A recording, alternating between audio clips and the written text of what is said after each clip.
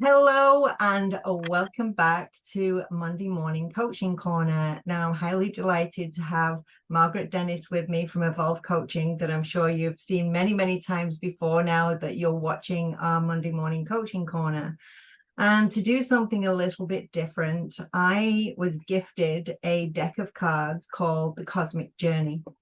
And my sister-in-law gifted them to me. So we decided we were going to pull a card. So first of all, I'm going to say hello to Margaret, and then we're going to go and talk about the card. So hi, Margaret. Hello, Karen. Thanks so much for having me on again. I thoroughly enjoy our conversations.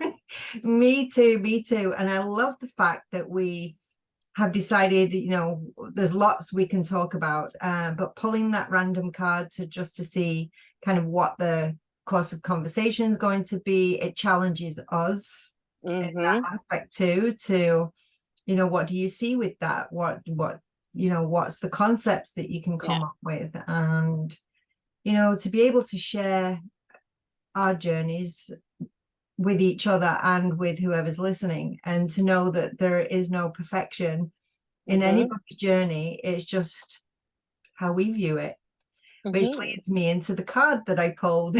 So let me Share, see. share, share. Share. So the card that I pulled is Polish Your Mirror for Perfect Clarity. I love it. I love it. So that can lead us into all sorts of conversations on what we believe perfection is, what we believe clarity is, what we believe the mirror shows us, what our mindset is. So I'm going to open the floor to you, Margaret. And what comes up for you when you see, hear, or sense that card of polish your mirror for perfect clarity? I think the immediate thing that came up to me was the very practical sense, right? We look in the mirror every day. We brush our teeth, we put our makeup on, we style our hair. We're looking in the mirror. But are we really looking? Or are we just seeing a reflection and it's just who we see every day? And when we look at that person in the mirror, do we really know who that person is? And how much are we judging that person? If, like stand in front of the mirror, you're getting dressed, maybe you put on a little bit of weight and you're really self-critical, or you don't like the way that, one eyebrow may be higher than the other. And so when you talk about like that perfect clarity, I think there's a lot to be said about the judgment that goes into that. The clarity is, yeah, this is what you see, but why does it have to be perfect? Right. And the imperfections can be what the perfect. But I think so often we see this reflection of ourselves. And I guess I go right back to what I said originally, like, do we really know who that person in the mirror is? And for me, this brings up something that has bounced around in my head for a little while with some of the coaching that I've been doing with clients. And this comes up quite often, how we view ourselves, how we view ourselves in the world, how we view ourselves as a mother, as a wife, as a sister, as a friend. So one of the things that became very clear to me as I was doing some of the coaching, which reflects back to this particular card, is that, like you say, we have an image of ourselves and how we believe we look. But when we ask each and every friend or a family member how they see us, how they perceive us, every single person may have a different perspective or a different view, or pick up on a different quality that we don't see. So how many versions of us are actually alive? A lot. Yeah. A lot of versions of us are out there, because how people perceive us is always so different from how we perceive ourselves. And then how do you align all of that, right? Like, you think you're one way, but people give you feedback and compliments or criticisms, and it's like, well, if they see me that way, am I really seeing myself? Is this really who I am? And you start to question that, especially if you're really um, uh, I don't like the word vulnerable, but especially if you're if you're impacted a lot by what other people think and say, versus being really grounded in who you are. And so if people criticize or compliment, Hmm. right? It goes both ways. You can be very susceptible to criticism, but you also should take the same approach then maybe to compliments that are coming. It's like, okay, I'm getting both, but what do I really feel? What's Yeah, really inside of me? Who am I really? And I think when we're little, our world is shaped from that around us, right? All our absolutely. sensations, what we see, how people interact with us, when we're getting needs met, what we're being told. And so that becomes almost our knee-jerk reaction to determine who we are, what's going Absolutely. on around us. Absolutely. Because we build all those programs from 0 to 9. We Hmm. build how we survive in the world and how we receive our love and how we receive all of the information on whether we're quote unquote a good girl or a bad girl or a good Hmm. boy or a bad boy, becomes the deciding and fundamental factor on how we show ourselves in life, on whether we're going to Hmm. be seen as a good girl or bad girl, good boy or a bad boy.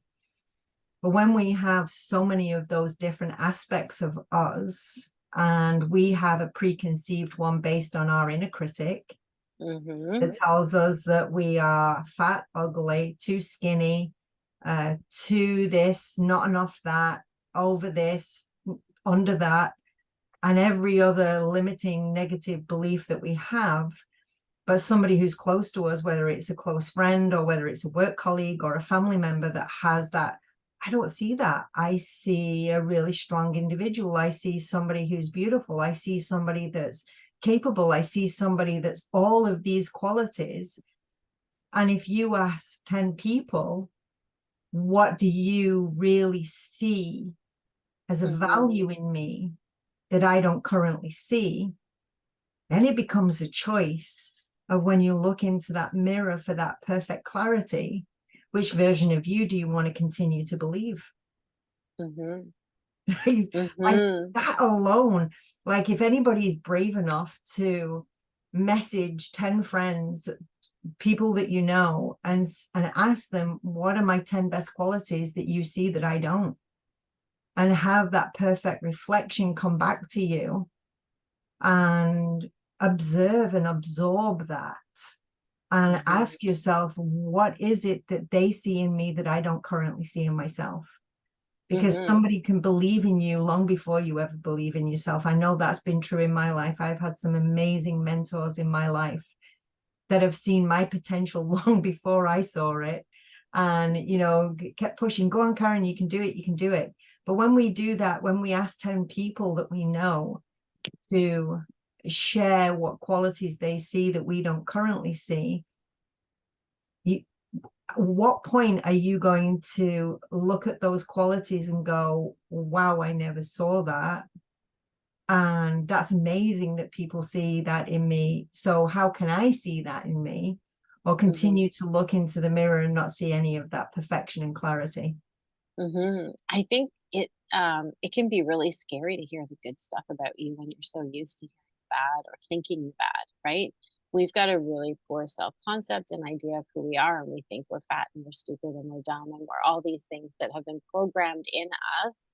Or, I'm not a good enough mom, I'm not a good enough spouse, I'm not a good enough employee, I'm not enough of anything. And maybe it's not enough of everything. Maybe it's just enough of a few things. But when people start giving us the compliments, I know for me a long time ago, it was really, really hard for me to take a compliment, like super hard. I would get Mhm. sweaty, uncomfortable. I think they were off their rocker thinking, really, that's not, but no, I don't do that. I'm not like that. No, that's not me. It took me a really long time and a lot of breaking down my own stories that I had grown up with and thought of to realize that they're actually right. I am this person, right? Yeah. And it took even longer though to internalize that. It's one thing to see it written on paper and to have people tell you this, but to actually feel it and Mhm. internalize it. It takes time and it takes a willingness to crack yourself open. And Oh, by that absolutely. you have to be willing to dig deep to find out where are your beliefs about yourself coming from and why is someone giving you a compliment? Like for me, in my instance, why is someone giving me a compliment freaking me out so much, right? Like, what is it triggering inside of me? Because every Mhm. time we have a reaction, it's triggered from somewhere, right? Exactly. Where is that coming from, and why do we feel that way? And I think for a lot of people, and I know for me, it was hard to believe that I was the person people saw, Mhm. because in my mind, I was a different person. I wasn't that strong, extroverted leader. And I always, that whole idea of uh, the imposter syndrome. That was really Mhm. big for me. I knew I was doing the stuff and taking the steps, but I didn't really feel it was really who I was. Mhm. It took me a long time to internalize that. But I think part of it is it's scary to step into that and have that, like, how am I going to do this? Am I really this? Because then if I am that, I have a more opportunity maybe to let people down. I'm Right. better off for me to just keep believing that I'm not this. And then if they change their mind, it's okay because I'm already covered. I already know Mhm. I'm. So I think there's almost that protection thing around that's subconscious. We don't even know that that's what we're doing. Absolutely. Like I've talked to you before, and we've spoken about that on the podcast that we've done. That there are many, even though we're aware of some of the very visible or verbal ones that we say to ourselves when we listen to that inner critic, there's sub programs and hidden programs that are in Mm-hmm. there that run really, really deep. And it's not until you start to really ask yourself that question, if not, why not? Mm-hmm. Um, and really start to look. I know for myself, like many years ago when I was doing the doTERRA business side of things, and we were doing the personal development stuff, and things that came up for me, and I would get compliments, and people would say to me, "But Karen, you're really smart." And because I had a limiting belief within me that I wasn't smart, because to Mm-hmm. me, being smart was having the ability to be able to quote verbatim anything that you Mm-hmm. had read in a book and have that intellectual quote unquote um, letters behind your name, or Mm-hmm. having done exams and got GCSEs or whatever they are in Canada. Because I didn't do any of that, I always had this belief inside of me that I wasn't very smart. And it Mm-hmm. wasn't until doing this breakthrough work and actually facing some of those fears. And it's the only way you can ever break through a limiting belief is to actually make friends with it. Mm-hmm. Make Mm-hmm. friends with it. And my question to myself, well, okay, well, what if that is true? What if it is true that I'm not academically smart? What do I have? And Mm-hmm. that's when I came to the level of understanding about emotional IQ. Mm-hmm. And when I recognized about emotional IQ, I knew that I was off the charts with emotional IQ. And so then that changed my perception of what smart was. So once Mm-hmm. I recognized that I had a high emotional IQ, then for me to still believe that I wasn't smart was me lying to myself. Mm-hmm. And it was going to keep doors closed and keep me in a state of still doing the same as I had always done, Mm-hmm. when I really wanted to break free from what I had always done. I wanted to create new patterns and push through those limiting beliefs and break free from my comfort zone. Mm-hmm. And, once you recognize that you hold something within you that somebody has recognized within you, then you Mm-hmm. have a choice to either accept that or deny it. But then it becomes a choice. Mm-hmm. It's not something that's hidden from you any longer. It's not a hidden program. It's not deep down in there somewhere. You have some clarity to it, and then it becomes a choice, and you either choose to Mm-hmm. believe what you've always believed, or you choose to believe something different and take the steps to move Yeah. forward with what you now know to be true. Yeah. And that awareness is where you're polishing, right? When you're polishing Absolutely. that mirror to create that clarity. Mm-hmm. Because like you said, it is now your awareness and now it's your choice. So there is that perfect clarity that it's like it's there now. Yeah, You've seen it, you've polished the mirror, it's a perfect reflection. Now you get to choose what you see and what you absolutely. choose to believe. Hmm. And Yeah. and I think part of that, I know for myself, um, when you've got that perfect clarity, or that, that reflection back in the mirror, there becomes that level of personal responsibility to all of that. There Hmm. becomes that, well, now I know that. Now what am I going to do? Now I know that. How's that going to change everything? And it does. It changes the way you Hmm. believe about yourself. It might even change friendships. It might even Hmm. change your career choice. It might change a multitude of things, or it may Hmm. change nothing at all, depending on what your choice is. Hmm. And would it be fair to say, when it comes to you, are you ready? Right? Like, are you ready to be open to hearing it? Because sometimes we could have people say it to us over and over and over, and we brush it off because we weren't ready to hear it. And then one day, all of a sudden, it's like, whoa, I just, what? I heard that. And Yeah. that's when you're ready to actually receive what people are saying on a level that you can start to contemplate and acknowledge. But I think so often I know for me, when it comes to compliments and things, for a long time, I would just brush them off. And I Mm. wouldn't really listen. I knew it was positive, but I wouldn't really take it in. And I'd be like, yeah, yeah, yeah, yeah, yeah, yeah. Right. And I would ignore, deflect, deflect, deflect, until I had started doing my own inner work and inner journey, where I was cracking myself open. And Yeah. then things were starting to come again. They're the same things people have been telling me for years. But now I was ready to actually acknowledge what they were saying And and receive it. contemplate it and receive it. And then, like you said, you're in a position where you're like, okay, now I'm making a choice, because now I've actually acknowledged what they've said and listened and received it. And now what am I going to do with it? Am I going to believe it? Am I going to put it on the shelf and think about it for a while? Or am I going to just fluff it off like I've done Yeah, before? am I going to completely ignore it and pretend it never Mm-hmm. happened, and continue to do that I've always done, and believe all the things that I used to believe? But then it's Mm-hmm. a choice. Then it's not Again. conscious.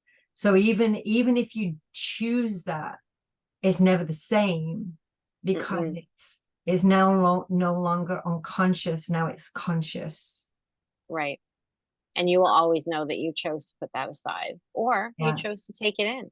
yeah, yeah. Mm-hmm. I know some of my biggest breakthroughs, when I've been doing the deeper dive work on myself, and breaking through all of those limiting beliefs. And when I look back at the laundry list Mm. of limiting beliefs that there were, now if any of those pop back in for any brief moment in time, it really is like, it might jump in. I go, well, that's weird, that's not been there for a while, what do I need to pay attention to?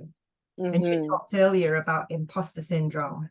Mm-hmm. I know that one's jumped in on many occasions for me, and on occasion still does. And Mm-hmm. because we always think everybody else knows better than we do. Even if we Mm-hmm. have studied something and we have all the credentials under the sun, you always think, Mm-hmm. well, somebody's been doing it longer, somebody's got this, somebody's got that, and create that limiting belief about ourselves. And I know I've done that a Mm-hmm. few times. It happened to me yesterday.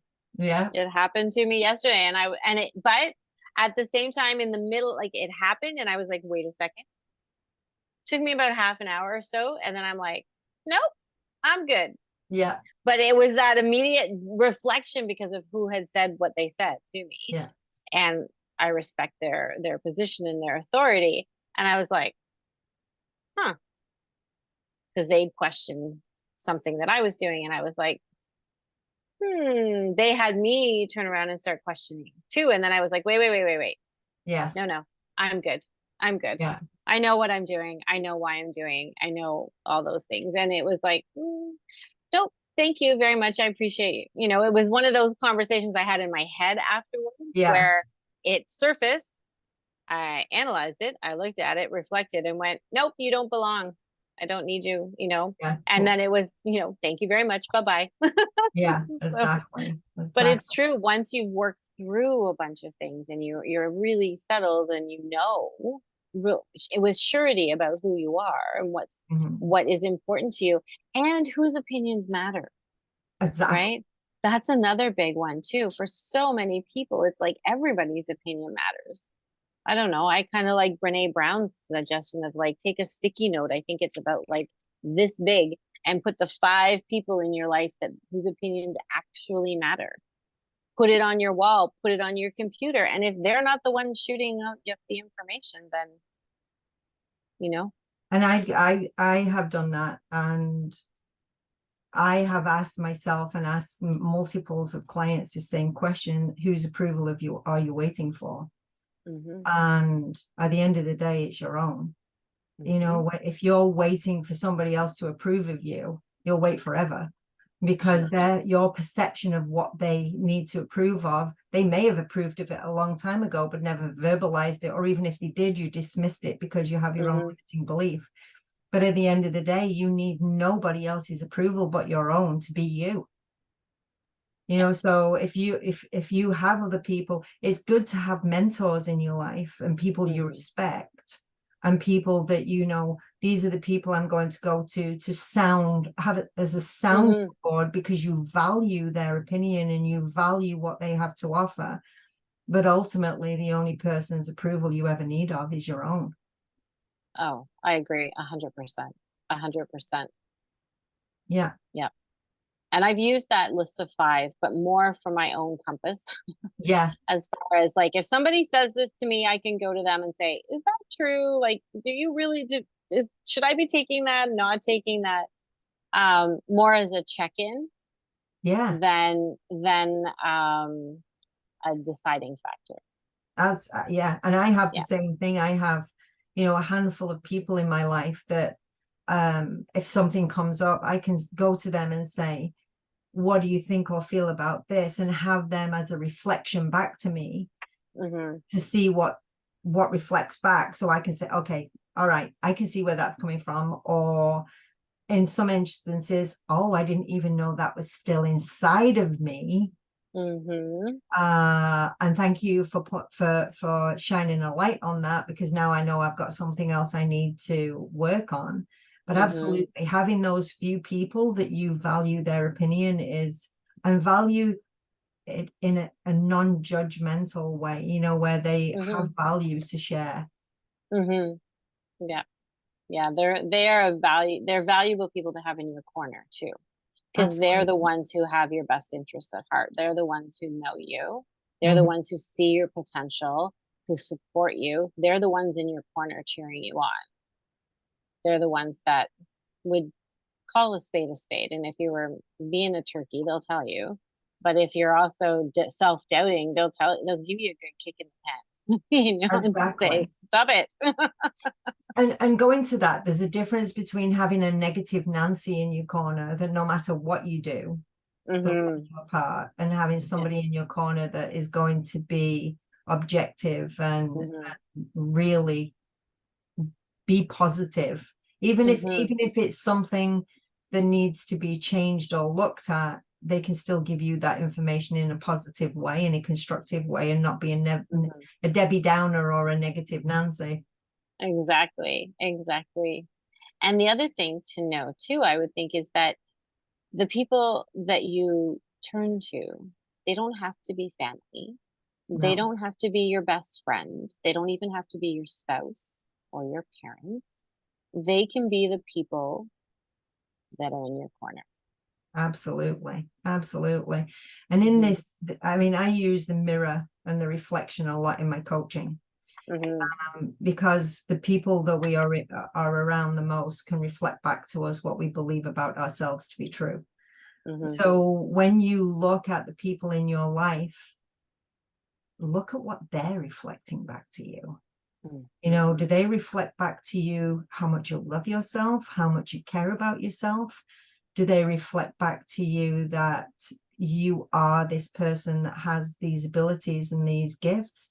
Or do they reflect back to you what you believe about yourself, if it's a limiting belief that you don't, they don't love you enough, or they're not there for you, or whatever that is that's reflecting back to you. So, you know, the mirror analogy that we have here, hmm it can be very, very powerful in multiples of ways when we look at what the mirror actually supports us with. hmm 100%. Yeah, being in looking around at your life. You've created this life, and what does it reflect back to you? Hmm. Yeah. Hmm. I remember many years ago, a friend using the analogy of looking in the rearview mirror when you're driving. Hmm. And I've used that multiples of times. And again, it's a tool that I use in my coaching. You know, if you have something that you want to do, but your inner critic is the one driving your vehicle, constantly Hmm. looking in the rearview mirror, how far do you think you're going to get? No, not far. Not far. So it's not until you take your inner critic out of the driving seat and constantly looking in the rearview mirror at a trail of quote unquote devastation behind you, it's not until you actually get in the driving seat of your own vehicle and you can use the rearview mirror as a reflection back to see how far you have come, but not Hmm. driving forward, continually looking in the rearview mirror. Hmm. That's like driving with the brakes on. Oh, yeah. Yeah. Yeah, you want to face forward, you want to move forward, you want to learn from your past, you want to see where you've come to know how much you've grown. But growth comes from moving forward. It Mm-hmm. comes from digging in and looking at the possibilities and looking at what's open for you. And if you're open enough to receive it and you're open enough to see it and look for it and work towards it, it's there for you. It is Mm-hmm. there, but Yeah. you have to be facing forward enough to see it coming. If you're always looking in the back, you'll miss it. You're never going to see it. You never. Yeah. What just jumped into my head then as you was talking also was the fairy tale Snow White and the Seven Dwarves. Hmm. Is that the one with mirror, mirror on the wall? Hmm. Who's You the know, fairest of them all? Yes. who's the fairest of them all? You know, when you're constantly looking for something inside the mirror that, you know, you don't necessarily see within yourself, you Hmm. know, what is it going to reflect back to you? Is it going to reflect back to you all the stories you tell about yourself in your own mind? You pinpoint Hmm. all the gray hairs and all the wrinkles and all of the, you know, misshapes, or there's something else, but you'd never see the actual perfection of the spiritual being in a human body having the experience they're having. And I know that can seem very out there, cosmic out there, but that's exactly what we are. Hmm. Yeah. Yeah. It's when you're looking in the mirror, we can have a very warped view of what that is. We can. Hmm. We can, Hmm. and it's interesting to think about that. So maybe before, as we so do you have anything to share before we say goodbye to everybody this evening? Um, well, for me, I've had a love-hate relationship with an actual mirror. And I have, Me I too. have, you sort of, you're always, society's always, there's media and there's society and there's magazines and there's movies and everything saying this is how you should look. This is who is perfect, right? And so we grow up looking in the mirror, like, is my hair right? Do I have my makeup on okay? Does this outfit make me look fat? Do I look okay? And then, like, I'm short, so how does this make me look? And we're constantly looking at how do I look? Hmm. But when I shifted that to how do I feel, it changed how I saw in the mirror. Yeah. It was like, I feel awesome. And so the person staring back at me, the woman staring back at me, had a big smile on her face and her eyes were glowing. And she was beautiful because of the feeling that I was putting into it and the idea that I love who I am. Hmm. Wrinkles, dyed hair, a little bit of, curves and all. I love it. But it took me a long time to get there. But I Yeah. found that the changing point for me was how do I feel?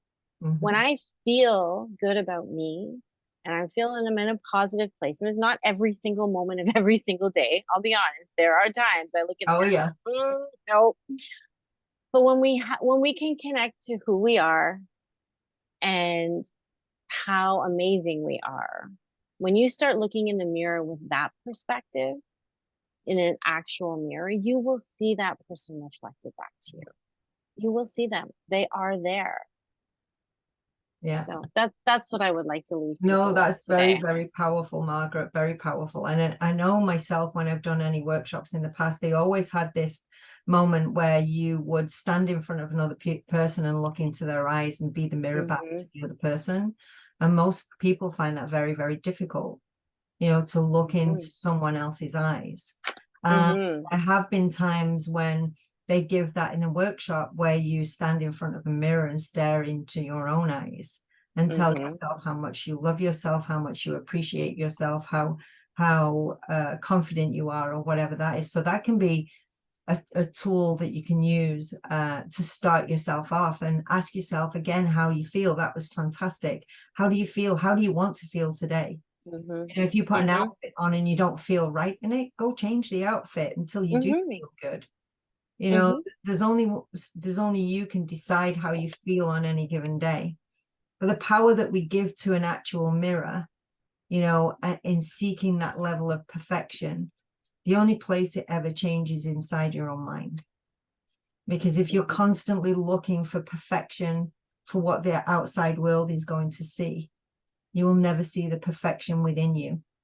When you really start to look and feel who you are, you will see, you will feel the perfection that is within you, and perhaps not chase quite so much the acceptance for the outside world to see you as perfect, because you feel it within yourself. Yeah, agree 100%. Yeah. 100%. Well, this was interesting because we didn't know where we were going to go today. So this was good. No. This was good. Well, I like these conversations because we always come up with some really interesting perspectives to share with the people listening. So I love this. Yeah. Yeah, I love them too. Well, Margaret, thank you very much for joining me again. I really appreciate your time. And for anybody that, so before we go, Margaret, I would really like you to share about your Unshakable You. Yeah, about the girls camp that you have, because the more times we can share this, and again, this card is perfect for that. You know, when we look at teenage girls and what we teach them about being perfect, and finding that level of worth within yourself. So please share about the workshop that you have upcoming. Sure. We are hosting a camp. It's our first year for doing this. So excited. It's called Unshakable Me, and it is for teenage girls aged 13 to 18. I'm going to guess we're going to get 13 to 15 because the older ones tend to be working. But it is open 13 to 18-year-old girls, and we are focusing on building self-esteem, self-worth, self-confidence, teaching these girls to look within, to be their own strength, and to find their inner qualities that make them so amazing. We're going to have fun with them. There's going to be so many interactive activities, and fun stuff. We're going to do some journaling and some yoga and some meditation, but we're also going to be doing some giant bubbles and toy hacking and scrapbooking and things. We're going to balance it out, but the goal of the week is to build these girls up. The last few years have been extra hard on all teenagers, and our teenage girls really, really need the support. I'm a mom of a teenage girl, and I'm so excited to be able to bring this for her too. We are doing 2 camps, one in Almont from July 17th to the 21st, and we're doing one in Blackstock at Soul's Path Retreat, August 14th to 18th. And I will drop our website, or Karen, you can drop the website to the camps underneath the video. Absolutely. And please check it out. You can register right from the website. It is a day camp, and we are so excited to be able to support these girls and help them any way that we can to help build those self-confidence and self-esteem, and just build these girls up. So when we send them out into the world, they're relying on them. They're not relying on others to build themselves up. So thank you, Karen, for the opportunity to speak about it. I love what we're doing. Absolutely. Absolutely. And for anybody listening to this video, please share. If you found anything valuable in this video, I'm sure somebody else has. And maybe there's somebody that really needs to hear what we're talking about right now. So you can point them to Facebook. Margaret and I are both on our Facebook, Instagram, and YouTube to share these videos, because you never know who you're going to support and how it might help them in their own personal journey. So I want to thank you for sharing. I want to thank Margaret again, and we look forward to seeing you next Monday. Bye for now. Sounds good. Thanks, Karen. Bye. Bye.